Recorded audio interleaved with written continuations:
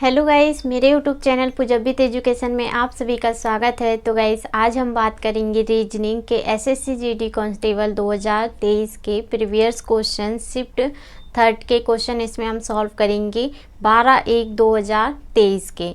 तो guys, shift third के मैंने और क्वेश्चन इसमें कवर कर चुकी हूँ और आगे के क्वेश्चन इसमें हम सॉल्व करेंगे एकदम शॉर्ट ट्रिक से।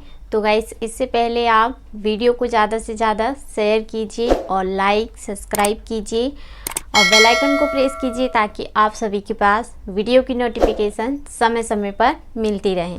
आप मुझे ज़्यादा से ज़्यादा सपोर्ट करेंगे तो मैं आप सभी के लिए कंपटीशन एग्ज़ाम के लिए बहुत ही इम्पोर्टेंट सेशन कराऊंगी ताकि आप सभी को आगे एग्ज़ाम में क्वेश्चन को सॉल्व करने में मदद मिल सके। तो चलिए सेशन को करते हैं स्टार्ट। तो यहाँ पे हमको फर्स्ट क्वेश्चन ये रहा, चिन्हों को क्रमिक रूप से बदलने और दिए गए समीकरण को संतुलित करने के लिए गणितीय चिन्हों के सही संयोजन का चयन करें।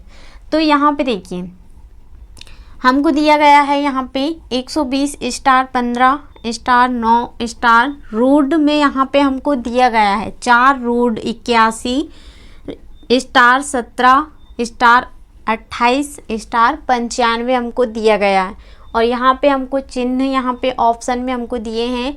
तो इन चिन्हों को हमको सॉल्व करके देखना है कि इसका कौन सा इसमें ऑप्शन सही बन रहा है। तो यहाँ पे देखिए, इसमें हमको क्या लेकर आना है, यहाँ पे हमको 95 लेकर आना है। तो किस ऑप्शन से इसमें 95 आएगा, तो देखिए सॉल्व करते हैं। तो फर्स्ट ऑप्शन इसमें हम लेते हैं। तो यहाँ पे 120 क्या है, डिवाइड 15, फिर इसमें मल्टीप्लाई है 90 प्लस 4 रूट 81, फिर इसके बाद में मल्टीप्लाई 17 माइनस 28 और बराबर में यहाँ पे हमको 95 दिया है। ओके, तो ये 95 हमको लेकर आना है इन ऑप्शनों को सॉल्व करके। तो यहाँ पे देखिए सॉल्व करते हैं। तो इसमें हमने फर्स्ट ऑप्शन इसमें लिए हैं। तो यहाँ पे देखिए 120 यहाँ 15 से कट जाता है, कितने बार में, 8 बार में ये कट रहा है। और फिर इसके बाद में यहाँ पे देखिए 9 अट्ठे, यहाँ पे इसका मल्टीप्लाई करेंगे तो 9 अट्ठे 72 ये बन जाता है यहाँ पे। तो 72 प्लस, और यहाँ पे इसको सॉल्व करेंगे तो यहाँ पे ये आ जाएगा 3 × 17 और माइनस का 28। ओके, अब यहाँ पे देखिए हम इसमें मल्टीप्लाई कर लेते हैं। तो 72 प्लस 17 या 51 होता है और माइनस का 28। तो यहाँ पे देखिए अब इसमें हमको प्लस और माइनस करना पड़ेगा। तो इसमें हम प्लस और माइनस कर लेते हैं। तो देखिए 72 प्लस 51 करेंगे तो यहाँ पे आ जाता है 2 और 1 3, 5 7 12। ओके, तो 123 माइनस 28। तो यहाँ पे हम 123 माइनस 28 करेंगे तो देखिए हमको यहाँ पे 95 यहाँ पे मिल जाता है। फर्स्ट ही ऑप्शन को हमने सॉल्व किए तो हमको यहाँ पे 95 मिल गया। तो बहुत ही इजी क्वेश्चन था। तो सिर्फ इसमें हमको ऑप्शन से इसमें क्वेश्चन को चिन्हों को रख कर इसमें सॉल्व करना था। तो यहाँ इसमें हमको 95 लेकर आना था कि किस ऑप्शन से इसमें 95 आएगा। तो पहले ही ऑप्शन को हमने सॉल्व किए तो यहाँ पे हमारा इसमें देखिए 95 इसमें हमने सॉल्व करने में आया। तो ए इसका करेक्ट आंसर बनेगा। तो उम्मीद करती हूँ क्वेश्चन आप सभी को बहुत अच्छे से समझ में आ गया होगा। तो वीडियो को ज़्यादा से ज़्यादा आप शेयर कीजिए और कॉपी में ज़रूर से नोट करते हुए चलिएगा। तो यहाँ पे हमने इसमें देखिए समीकरण को संतुलित करने के लिए इसमें गणितीय चिन्हों का उपयोग यहाँ पे हमने किए हैं। तो यहाँ पे इसको सॉल्व किए तो ए इसका राइट आंसर बन रहा है। तो चलिए आगे बढ़ते हैं हम अगले नेक्स्ट क्वेश्चन की ओर। अगला क्वेश्चन ये रहा, तो इसमें देखिए कथन और निष्कर्ष से हमसे क्वेश्चन पूछा गया है इसमें। तो यहाँ इसको सॉल्व करते हैं। तो देखिए कथन हमको दिया गया है, तो इसमें कुछ जूते चप्पल है तो कुछ चप्पल मोजे हैं और सभी मोजे सैंडल है। और निष्कर्ष दिया है कुछ सैंडल जूते हैं और कुछ सैंडल चप्पल है तो कुछ मोजे जूते हैं। और यहाँ पे हमको ऑप्शन दिया गया है। तो देखिए इसमें हम डायग्राम बनाकर सॉल्व करेंगे। तो यहाँ पे इसमें देखिए कथन इसमें दिया गया है, तो कुछ जूते चप्पल है। तो यहाँ पे देखिए हम डायग्राम बनाते हैं इस तरह से।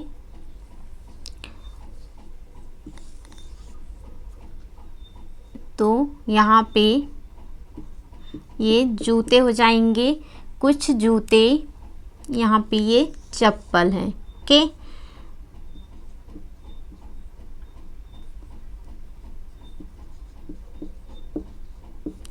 और फिर इसमें हमको पूछा गया है यहाँ पे कुछ चप्पलें मोजे हैं तो कुछ चप्पलें यहाँ पे क्या है, ये मोजे हैं। ओके, और फिर इसमें सभी मोजे सैंडल हैं।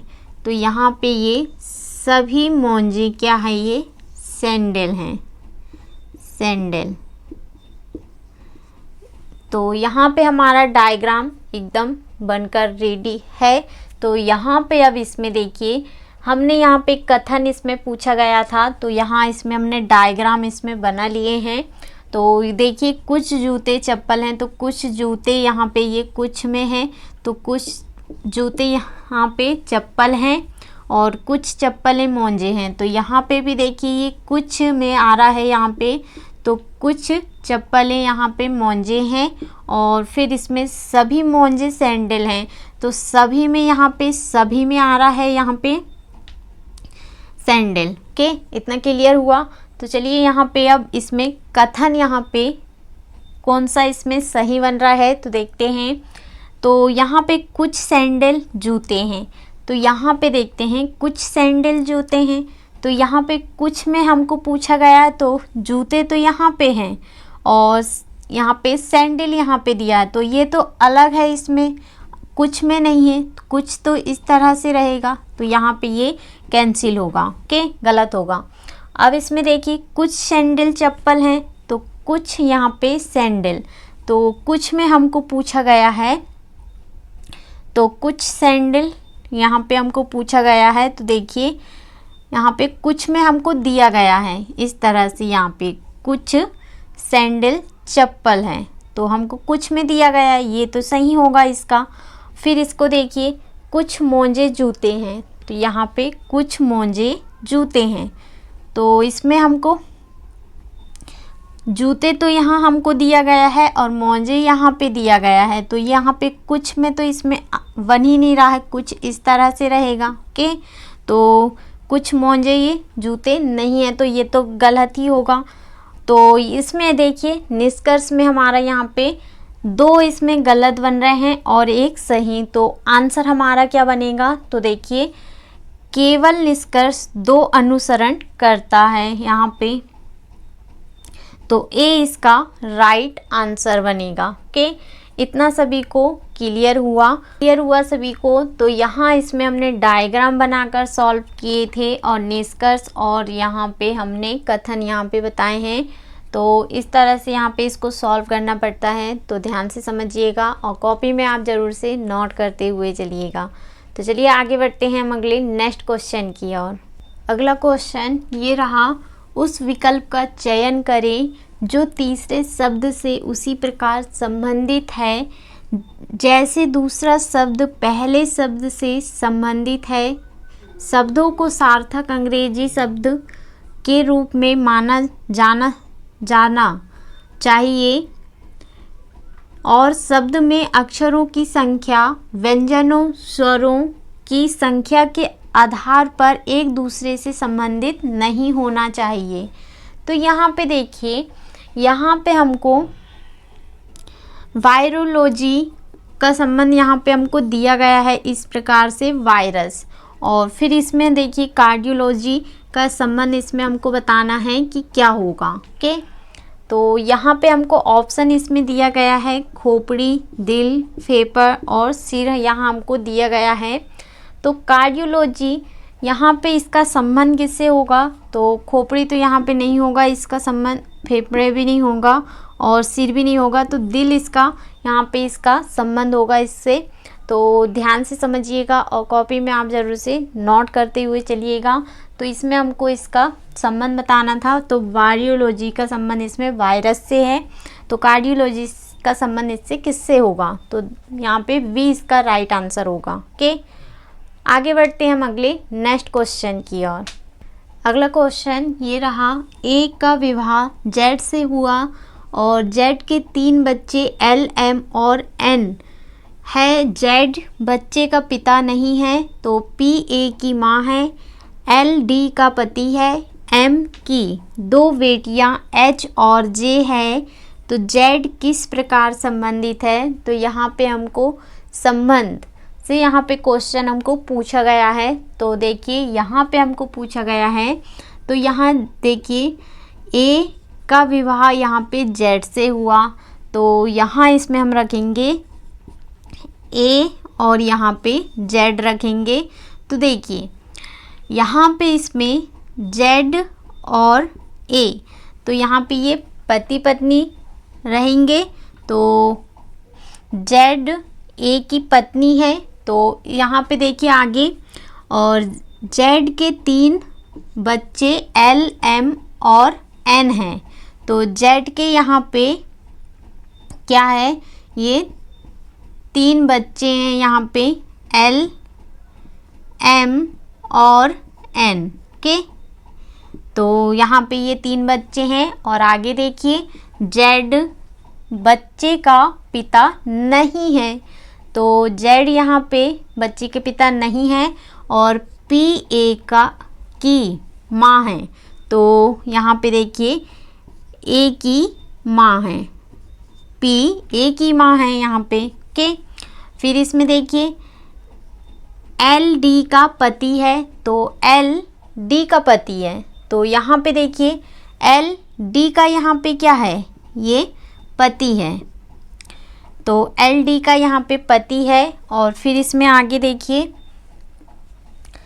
एम की 2 बेटियां हैं, तो एम की यहाँ पे 2 बेटियां हैं एच और जे के, तो एम की यहाँ पे देखिए एम की यहाँ पे 2 बेटियां हैं एच और जे के, तो यहाँ पे हमारा इसमें देखिए हमने सॉल्व किए हैं, तो इसमें हमको बताना है कि जेड किस प्रकार संबंधित है। तो यहाँ इसमें देखिए जेड यहाँ पे हमको दिया है, तो जेड किस प्रकार संबंधित है यहाँ पे, तो देखिए तो यहाँ पे ये किस प्रकार संबंधित रहेगा, तो बहु इसका क्या बनेगा आंसर। तो यहाँ पे ये इसकी ए की माँ है, तो माँ है, और ये ए की यहाँ पे ये पत्नी है, तो यहाँ पे ये सभी बेटियां हैं, तो ये बहुची होगा यहाँ पे, तो आंसर हमारा इसका सी का करेक्ट आंसर बनेगा। तो बहुत ही इजी क्वेश्चन था। तो आगे बढ़ते हैं हम अगले नेक्स्ट क्वेश्चन की ओर। अगला क्वेश्चन ये रहा, 7 व्यक्ति डी, ई, एफ, जी, एच, आई और जे उत्तर दिशा की ओर मुख करके एक सीधी पंक्ति में बैठे हैं, तो डी और एच के बीच केवल 3 लोग बैठे हैं, तो ई जे के बाएं से चौथे स्थान पर बैठा है, तो ई और आई के बीच केवल क्या है। तो यहाँ पे देखिए क्वेश्चन को हम सॉल्व करते हैं, तो यहाँ पे हम इसमें डायग्राम यहाँ पे इस तरह से हम बना लेते हैं। तो हमको 7 व्यक्ति का पूछा गया, तो हम 7 व्यक्ति का डायग्राम यहाँ पे बनाएंगे। तो 3, 4, 5, 6 और एक ये हो गया 7। ओके, अब इसमें देखिए हमको यहाँ पे दिया गया है डी और एच के बीच केवल 3 लोग यहाँ पे बैठे हैं, तो डी और एच के।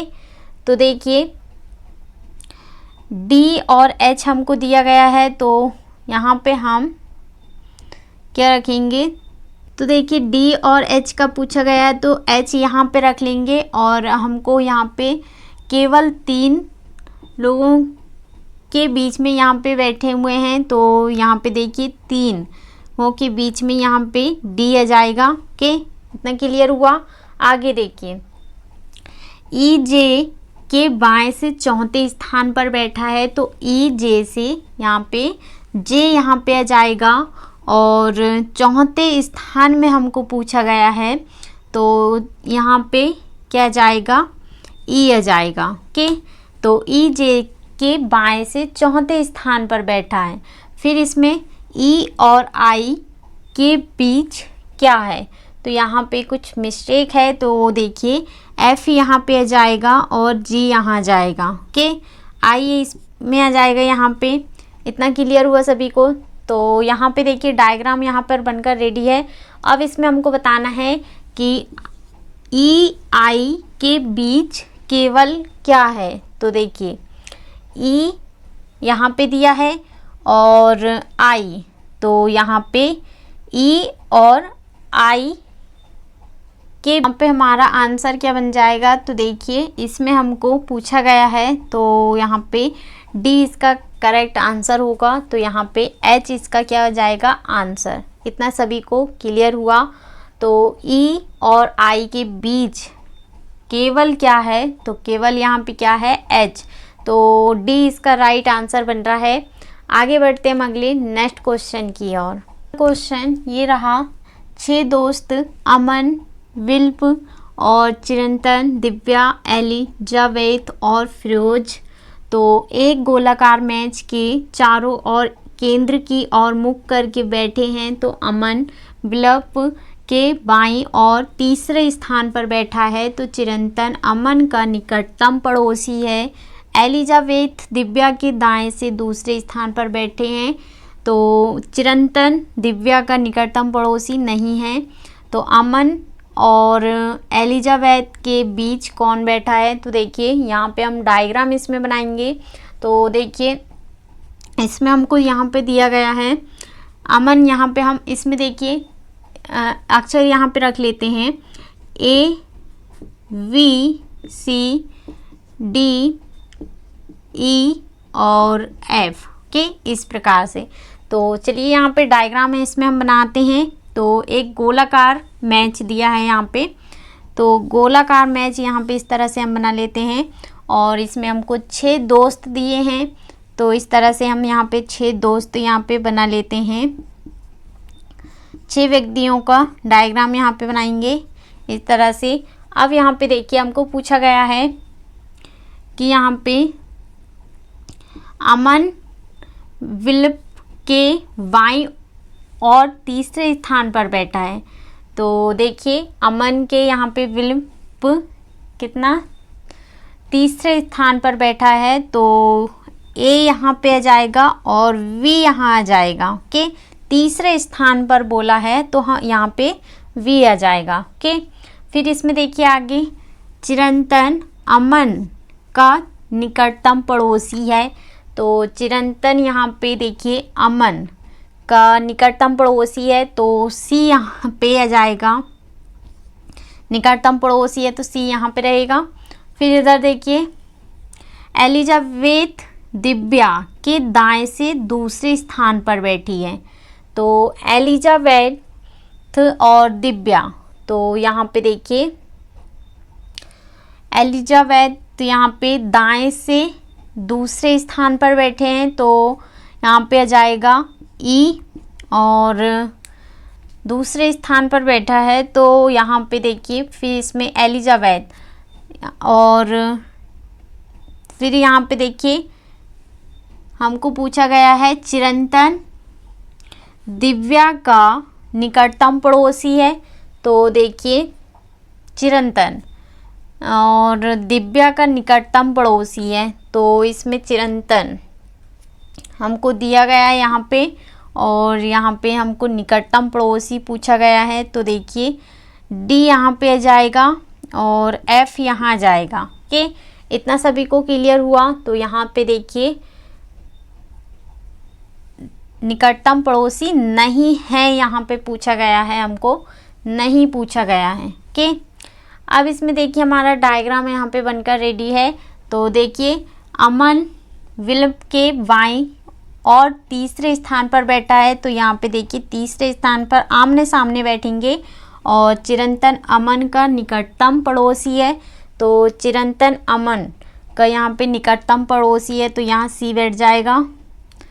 एलिजाबेथ दिव्या के दाएं से दूसरे स्थान पर बैठी है, तो एलिजा यहाँ पे बैठ जाएगा। और दिव्या के दाएं, तो दिव्या के दाएं यहाँ पे दूसरे स्थान पर बैठी है। तो देखिए एलिजा यहाँ पे बैठेगी, तो यहाँ पे दूसरे स्थान दाएं, तो यहाँ पे दिव्या बैठ जाएगा। और यहाँ पे आगे देखिए चिरंतन दिव्या का निकटतम पड़ोसी नहीं है, तो चिरंतन यहाँ पे दिव्या का निकटतम पड़ोसी नहीं है, तो एफ यहाँ पे बैठ जाएगा। और फिर इसमें हमको पूछा गया है अमन और एलिजाबेथ के बीच कौन बैठा है। तो अमन और एलिजाबेथ के बीच कौन बैठा है, यहाँ पे देखिए अमन यहाँ पे दिया है और एलिजाबेथ हमको यहाँ पे दिया है। तो इनके बीच हमको बताना है कि कौन बैठा है। तो यहाँ पे सी इसमें चिरंतन बैठा है। तो देखिए डी इसमें राइट आंसर बन रहा है, चिरंतन इसका आंसर होगा। ओके, इतना सभी को क्लियर हुआ। तो सिर्फ इसमें देखिए हमने डायग्राम बनाए हैं और व्यक्तियों को यहाँ पे इस तरह से बिठा लिए हैं। और इसमें हमको अमन और एलिजाबेथ के बीच कौन बैठा है, तो चिरंतन यहाँ पे बैठा हुआ है, तो डी इसका करेक्ट आंसर बन रहा है। ओके, आगे बढ़ते हैं हम अगले नेक्स्ट क्वेश्चन की ओर।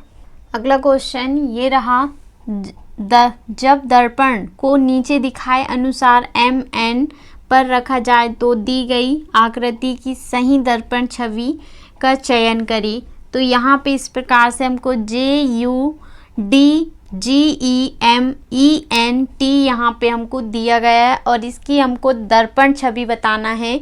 तो देखिए क्वेश्चन को हम सॉल्व करते हैं। तो यहाँ पे इसमें इसकी दर्पण छवि हमको बताना है। तो T यहाँ पे हमको इस प्रकार से यहाँ पे दिया गया है। तो देखिए T तो यहाँ पे हमको सभी में दिया है, तो यहाँ पे देखिए बड़ा यहाँ पे T दिया है, तो ये तो इसका कैंसिल होगा। ओके, और फिर यहाँ पे देखिए इस प्रकार से हमको यहाँ पे N यहाँ पे दिया गया है। तो और फिर E यहाँ पे इस प्रकार से बनेगा। तो देखिए N यहाँ पे सभी में बना हुआ है और E यहाँ पे हमको यहाँ पे देखिए छोटा E यहाँ पे बना हुआ है, तो छोटा E यहाँ पे बना हुआ है, तो ये तो कैंसिल होगा। ओके, और फिर इधर देखिए M दिया है, तो M यहाँ पे हम किस प्रकार से बनेगा, तो M यहाँ पे इस प्रकार से यहाँ पे बन जाएगा। और फिर E यहाँ पे इस प्रकार से यहाँ पे बनेगा। तो देखिए ऑप्शन में यहाँ पे E यहाँ पे छोटा E यहाँ पे बना हुआ है, तो यहाँ पे छोटा E बना, तो ये तो कैंसिल ही होगा। और यहाँ पे देखिए बड़ा E यहाँ पे बना हुआ है और यहाँ पे भी बड़ा E बना हुआ है। फिर इसमें आगे देखिए सॉल्व करते हैं। तो G यहाँ पे इस प्रकार से बन जाएगा और फिर D यहाँ पे इस प्रकार से बनेगा। तो देखिए और U यहाँ पे बन जाता है, तो U यहाँ पे बन जाएगा, इस प्रकार से बनेगा U। तो U यहाँ पे इस प्रकार से बन जाएगा और G, तो J यहाँ पे किस प्रकार से बनेगा, तो J यहाँ पे इस प्रकार से बन जाएगा। ओके, तो देखिए यहाँ पे हमारा यहाँ हमने दर्पण छवि में यहाँ पे दर्शाए हैं, तो किस ऑप्शन से यहाँ पे मैच कर रहा है, तो फर्स्ट और डी यहाँ पे तो मैच नहीं कर रहा है, सेकंड और सी यहाँ पे हम देखेंगे कि कौन सा इसमें मैच कर रहा है। तो देखिए यहाँ पे जे यहाँ पे दोनों में सेम दिए हैं और यू तो यहाँ पे भी हमको सेम दिया गया है। और फिर देखिए डी यहाँ पे हमको बड़े में दिया गया है डी और यहाँ पे हमको छोटे में दिया गया है, तो देखिए ये तो कैंसिल होगा यहाँ पे। ओके, तो वी इसका राइट आंसर बनेगा। तो यहाँ पे देखिए डी इसमें छोटे में दिया गया है, तो वी इसका राइट आंसर होगा। तो इसमें हमको देखिए दर्पण छवि में इसमें बताना था ऑप्शन से कि कौन सा इसमें मैच होगा। ओके, तो वी इसका राइट आंसर हो जाएगा। आगे बढ़ते हैं अगले नेक्स्ट क्वेश्चन की ओर। अगला क्वेश्चन ये रहा, एक ही पासे की दो अलग अलग स्थितियों को प्रतीकों के साथ दिखाया गया है। तो प्लस एट द रेट यहाँ पे ओ और अनंत ई और बीटा ओ दिखाने वाले चेहरे के विपरीत चेहरे पर प्रतीक ढूंढे। तो यहाँ पे हमको इस तरह से यहाँ पे दिया गया है। तो देखिए इसमें हमको यहाँ पे समान और विपरीत इसमें बताना है। तो यहाँ पे देखिए बीटा और प्लस, यहाँ पे हमको बीटा और प्लस यहाँ पे दिया है। तो ये देखिए यहाँ पे ये समान यहाँ पे हमको दिया गया है और विपरीत यहाँ पे देखिए ओ और यहाँ पे अनंत हमको दिया है। तो अनंत इसका आंसर बन जाएगा। तो देखिए सी इसका राइट आंसर बन रहा है। तो इसमें देखिए समान यहाँ पे बीटा और प्लस हमको दिया है दोनों में, और विपरीत यहाँ पे ओ और अनंत यहाँ पे हो जाएगा। तो सी इसका राइट आंसर हो जाएगा। ओके, इतना सभी को क्लियर हुआ। तो इसमें देखिए सिर्फ इसमें हमको एक ही पासे में यहाँ पे कि दो अलग अलग स्थितियाँ हमको दिखाई गई हैं और इसमें समान और विपरीत है, इसमें हमको बताना था। तो देखिए अनंत इसका आंसर बन जाएगा। आगे बढ़ते हैं हम अगले नेक्स्ट क्वेश्चन की ओर। क्वेश्चन ये रहा, उस विकल्प का चयन करें जो आकृति दी गई आकृति में सन्निहित है। तो यहाँ पे देखिए इस प्रकार से हमको डायग्राम यहाँ पे बना हुआ है आकृति, और ऑप्शन में इस तरह से हमको दिया गया है। तो इन ऑप्शनों में से बताना है कि इस डायग्राम में कौन सा इसमें ऑप्शन से मैच कर रहा है। तो देखिए कौन सा इसमें सन्निहित होगा। तो फर्स्ट में इसमें हम देखेंगे तो इस प्रकार का डायग्राम यहाँ पे इसमें तो हमको यहाँ पे नहीं बना हुआ है। तो अंदर से यहाँ पे त्रिभुज जैसे बना हुआ है, तो इनमें यहाँ पे नहीं दिया गया है, तो ये तो कैंसिल होगा। सेकंड देखिए, सेकंड में भी हमको यहाँ पे इस तरह से बना हुआ है, तो यहाँ पे त्रिभुज जैसे बना हुआ है, तो ये तो इसका बिल्कुल कैंसिल होगा। तीसरा देखिए यहाँ पे सी नंबर का इसमें तो यहाँ पे त्रिभुज जैसे इसमें दिया गया है, पर यहाँ पे इस तरह से यहाँ पे बना हुआ है, तो सी भी इसका कैंसिल होगा। तो डी इसमें देखिए, डी में यहाँ पे हम देखेंगे तो इस तरह से यहाँ पे त्रिभुज जैसे यहाँ पे बना हुआ है। तो देखिए यहाँ पे इस तरह से यहाँ पे बना हुआ है, तो यहाँ पे डी नंबर इसका करेक्ट आंसर बनेगा। तो देखिए डी में इसमें ये वाला आकृति यहाँ पे मैच कर रहा है, तो डी इसका राइट आंसर हो जाएगा। ओके, तो उम्मीद करती हूँ क्वेश्चन आप सभी को बहुत अच्छे से समझ में आ रहा होगा। तो चलिए आगे बढ़ते हैं हम अगले नेक्स्ट क्वेश्चन की ओर। अगला क्वेश्चन ये रहा, श्रृंखला को जारी रखने के लिए प्रश्न चिन्ह क्वेश्चन मार्क के स्थान पर कौन सा अंक आना चाहिए।